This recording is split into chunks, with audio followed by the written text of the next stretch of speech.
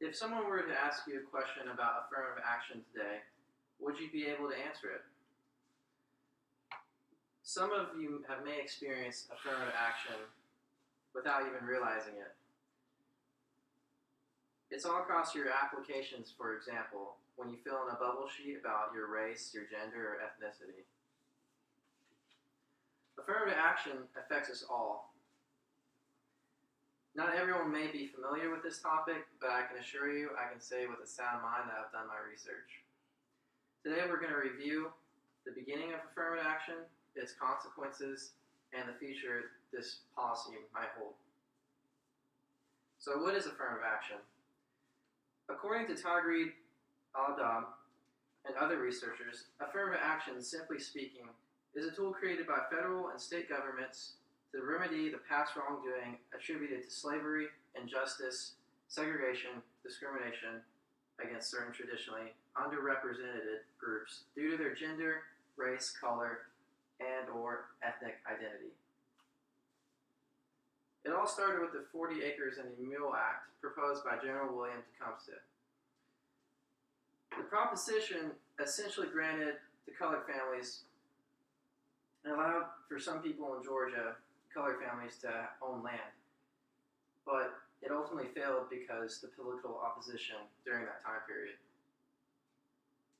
In Executive Order 10925, former President John F. Kennedy ultimately coined the term affirmative action in 1961. From John F. Kennedy all the way to President Nixon, affirmative action has become what it is today. Now that we've learned a little bit about the upcoming of affirmative action, let's talk about the consequences. As far as affecting women, some could say the consequences have been pretty positive.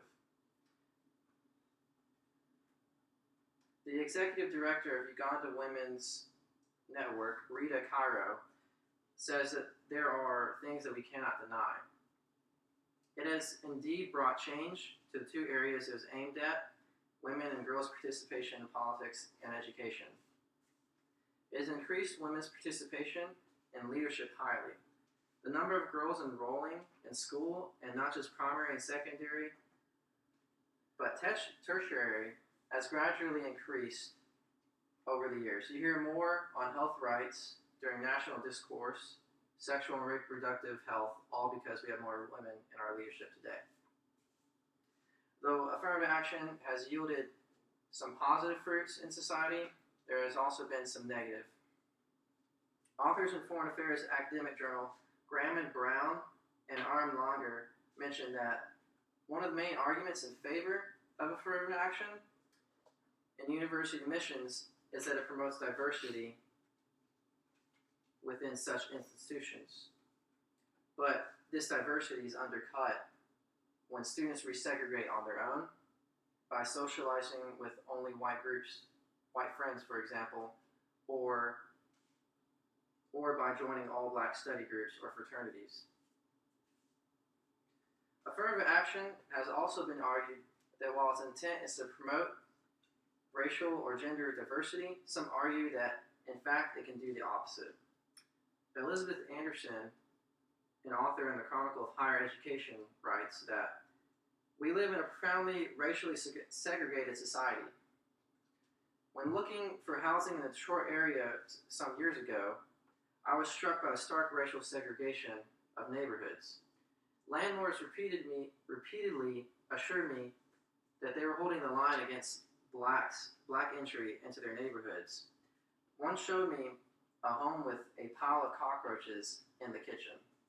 He was confident that a white woman like myself would rather live in a home with cockroaches as housemates than with blacks as neighbors. So we've discussed the upbringing of affirmative action and its consequences. So let's talk about what the future might hold for this policy. For the most part, studies say that in general most Americans support this policy. In a survey provided by the Pew Research Center, 63% of Americans were supportive of it, while only 30% were against it. Although America approves of affirmative action for the most part, 8 states have begun to ban or already have banned this policy. States such as California, Washington, Florida, Michigan, Nebraska, Colorado, Arizona, New Hampshire, and Oklahoma. While some states have begun to ban this policy, only time can tell if other states will follow suit or if affirmative action will be redesigned or altered in order to appeal to the states that banned it. Affirmative action was a policy adopted. So in conclusion, affirmative action was a policy adopted by President John F. Kennedy to hinder racial and sexual discrimination. While there are some positive consequences, there will always be negative consequences.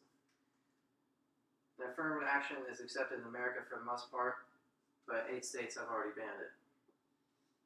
Affirmative action affects us all. It's important to understand the policies of your country. Otherwise, you'll be a part of the problem rather than the solution.